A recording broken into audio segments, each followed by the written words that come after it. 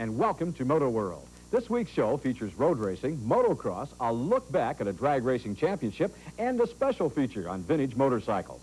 First, though, we head to Peoria, Illinois for some action on the famed TT circuit. Mark McKay has the story. As the dirt track season schedule enters the final quarter, the Grand National Championship is still very much up for grabs. That didn't stop championship contenders Bubba Schobert in blue and series points leader Scotty Parker from exchanging pleasantries before the Peoria TT. What's more, the relaxed atmosphere allowed such scenarios as this Harley-Davidson factory mechanic taking a close-up inspection of Schobert's factory Honda. That mechanic happens to wrench for Harley factory rider Chris Carr. Later in the day, Carr set a single lap record in qualifying. Did his mechanic pick up some pointers on his reconnaissance run? One reason the championship hopefuls were in a laid-back state could have been the weather. The thermometer was well over the century mark. Adding to the riders' discomforts was a rutted track due to the Midwest drought. That could have explained this incident involving number 32 Pete Hames, who reaches the point of no return. Then proceeds to taste the Peoria turf big time. Hames recovered to take part in the National. The Peoria jump almost stood up and bit defending champ Bubba Schobert during his heat race. In slow motion, you can see Schobert ride out of a serious tank slapper without tarnishing the number 1 plate. After all the prelims, it was time for the 25-lap National. The race boiled down to a battle between the top 3 riders in the Grand National standings. Number 1, Bubba Schobert. Number 20, Chris Carr. And number 11, Scotty Parker. Schobert won both events in Peoria in '87, while Carr scored his first ever win here back in 1986.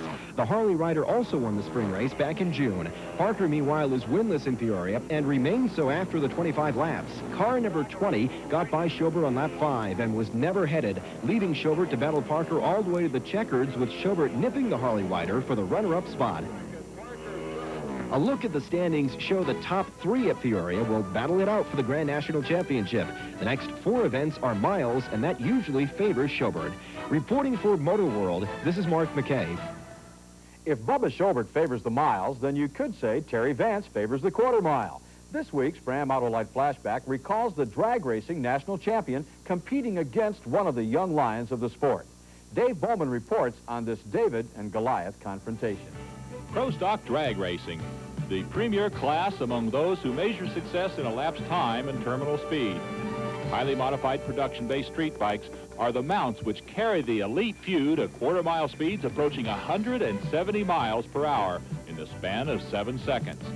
The rider most identified with the sport, multi-time Pro Stock national champion, Terry Vance. But in 1987, neither the strength of Vance's equipment nor the sharpness of his riding style was enough to enable the Santa Fe Springs, California resident to hold on to his National Hot Rod Association Pro Stock crown. Vance has been the winningest Pro Stock racer of the decade. Dave Schultz, a veteran drag racer, but relative newcomer to the Pro Stock ranks, is considered the most innovative. It was Schultz who moved motorcycle drag racing into the space age by adapting an onboard computer to monitor his runs. Entering the final NHRA Series round, Schultz of Fort Myers, Florida, held a slim lead over defending champion Vance. For Schultz and Vance, the pressure was on, and the equation for glory was simple. Don't lose in the elimination round, and hope you're the winner if you both meet in the final race. On this day, Vance's equation didn't add up. Vance in the left lane lost to Rick Jarrow in the quarterfinals, thus assuring Schultz of his first NHRA crown. For his part, Schultz burned up the track in every race and topped off his day as the new champion with a victory in the final.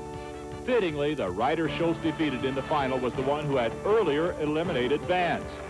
Can Schultz maintain his momentum and turn 1988 into a year he wins his second series crown? Time and speed will tell. Reporting for Moto World, this is Dave Bowman. Still to come on Moto World, Vintage Mount Magazine leads the way for historic bike fans.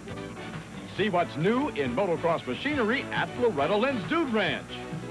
And coming up next, round 12 of the World Road Racing Championship. Stay tuned. We'll be right back. American road racers have fared well in international competition ever since Californian Kenny Roberts won the 500cc world title back in 1978. Dennis Torres joins us now with a story of a Roberts protege. Larry, ever since Kenny Roberts signed Wayne Rainey to race for him on his international road race team, a lot of the so-called experts criticized that move. Rainey's riding, however, has silenced those critics, and the former two-time national superbike champ lies third in the World Championship standings and recently scored significant victories on successive weekends. The first of the two wins occurred at the most important Japanese motorsports event of the year, the 8 Hours of Suzuka, the traditional Le Mans start. That's a crippled Kevin Schwantz jumping the gun. Once all 60 teams got underway, it was the favored team of Wayne Gardner and Neil Mackenzie on the number 99 Honda RVF 750 out front. Right behind, the number 3 Lucky Strike Yamaha of Wayne Rainey and Kevin McGee. Then the number 12 Suzuki of Kevin Schwantz and Doug Poland. Honda versus Yamaha versus Suzuki. A fourth manufacturer, Kawasaki, entered a fleet of their new 4-stroke machines and served notice that they too are ready to join the worldwide superbike wars in the near future. 3 of the top 6 finishers were Kawasaki mounted. But on this day, the battle was Yamaha versus Honda. Unfortunately for the spectators, the Honda-Yamaha confrontation ended near the halfway point as Gardner's mount refused to go on. The number 12 Suzuki of Americans Kevin Schwantz and Doug Poland were the only duo that could apply the pressure on the lead Yamaha. But in the end, the two Texans finished a lap down on the winning pairing of Rainey and McGee. 8 hours on the challenging Suzuka course provokes fatigue and, consequently, accidents. There were a lot of spills, but this particular incident on pit lane was a frightening one. The unidentified Japanese rider did not receive any serious injuries. As night draped itself on the Suzuka circuit, the checkered flag fell on the Yamaha-mounted duo after 202 laps on the 3.6-mile course. It was a great win for Rainey and McGee, and one that will sit well with the hierarchy at Yamaha. After Rainey and company dried out, it was back to Europe for the British Grand Prix. The sprint race on a Donington Park circuit would seem like a cakewalk after 8 hours in the heat of Suzuka. Unfortunately, that wasn't the case for defending world champ Wayne Gardner. His Suzuka bad luck followed him to England. This incident in practice took its toll on Gardner's right ankle, although the Honda rider did earn pole position. With numerous injections in his foot, Gardner and the rest of the field took the green. The first 100 yards told the story on this day. Coming off the Suzuka win, Wayne Rainey aboard Yamaha number 17 simply devastated the competition from the start. Rainey was in a class by himself. Engine, tires, frame, and rider were as one, totally in sync. It was to be Rainey's day, his first ever GP win. A tremendous display by the GP rookie. The critics that lambasted Roberts for signing Rainey were nowhere to be seen on this day. Behind the long-gone Rainey, there was chaos.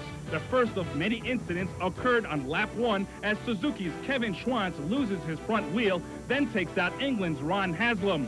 While that was going on, Italy's Marco Papa demonstrates the art of high-siding to the appreciative British throng. Gardner was not immune to the infectious behavior as he almost took a tumble braking hard for the S's. At that point in the race, Gardner lost second place to Christian Saron by the blue Yamaha and Neil Mackenzie on the yellow and white Honda. Gardner regrouped from the near spill and charged back to eventually retake second spot from the battling duo. The mayhem was not over, though, as late in the race, Rob McElhenney joined his Pepsi Suzuki teammate Schwantz in the crashed out of the race category. Where was series points leader Eddie Lawson, you ask? Circulating around the Donington track, eventually claiming a disappointing 6th place, but still holding on to the standings lead. This day, however, belonged to Wayne Rainey. His flawless ride was the most clear-cut victory thus far in '88. For his first ever GP win, coupled with the Suzuka victory 1 week earlier, Wayne Rainey is our Castrol Rider of the Week. The California rider will receive a custom jacket and plaque for being named Castrol Rider of the Week. This race was, I'll cherish this race for a long time. I worked hard for it, but the bike made it easy for me. The bike was perfect today, and it's really, I've never had a race go that well. My sources in England report the victory celebration at the hotel where Team Lucky Strike Roberts were staying reached newfound epic proportions. I guess when you win your first, it's a momentous occasion. I guess you could say that. My sources tell me that the celebration lasted a lot longer than the race. Rainey now has won one Grand Prix event, and Schwantz has won a couple. I'd have to say our American rookies are doing extremely well. They certainly are. And speaking of Kevin Schwantz, the rumor mill has him possibly leaving Suzuki for possibly either Honda or Yamaha.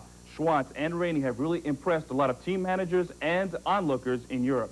That they have. Thank you very much, Dennis. Stay with us. When we return, pro and amateur motocross action. Keep it tuned to the Nashville Network.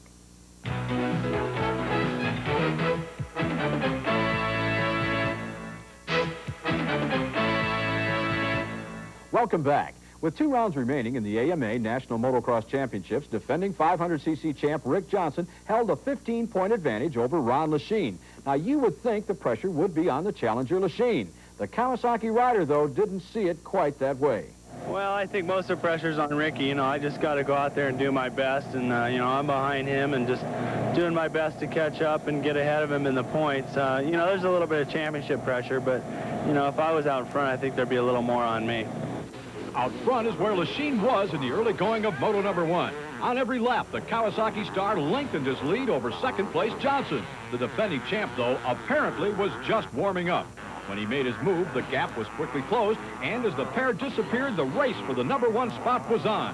When they reappeared, it was Johnson in front, with Lechien running second, and that's the way the moto ended. In the second moto, Kawasaki's Jeff Ward, number 2, grabbed the early lead on the rough Millville track. Behind him, Yamaha's Jeff Stanton, number 8, and first moto winner Johnson.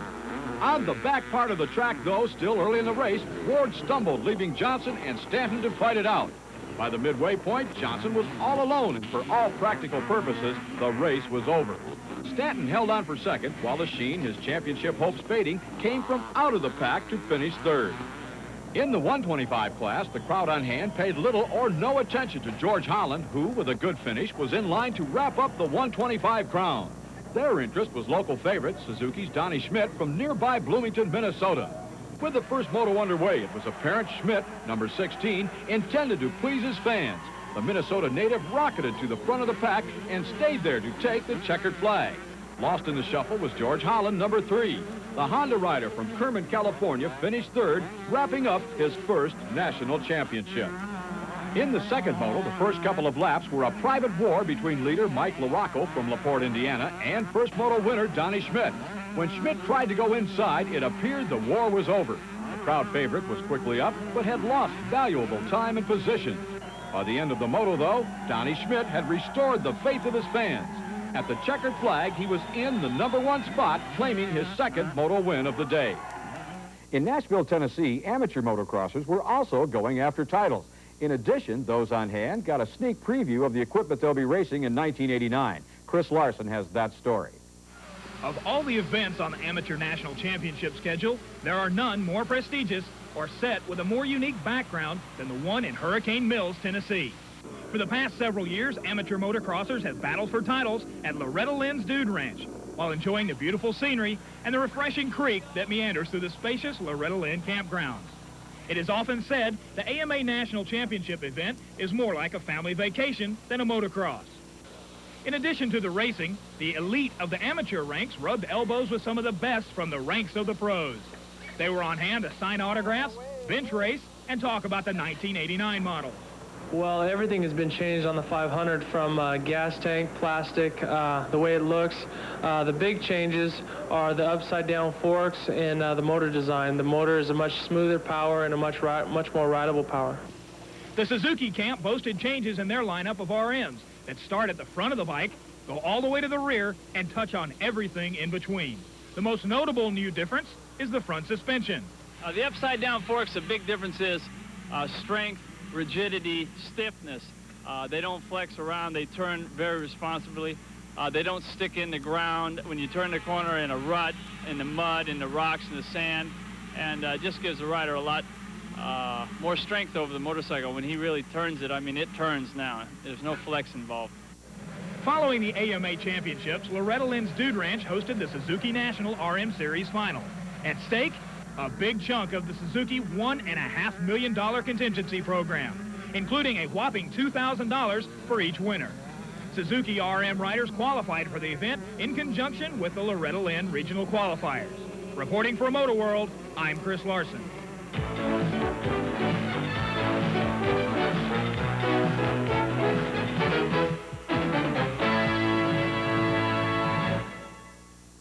This week's Rolaids Rough Ride of the Week belongs to this dirt tracker at the Peoria TT.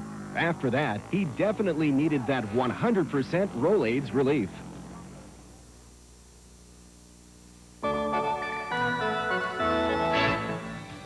Team Suzuki presents the Moto World Suzuki Event Calendar.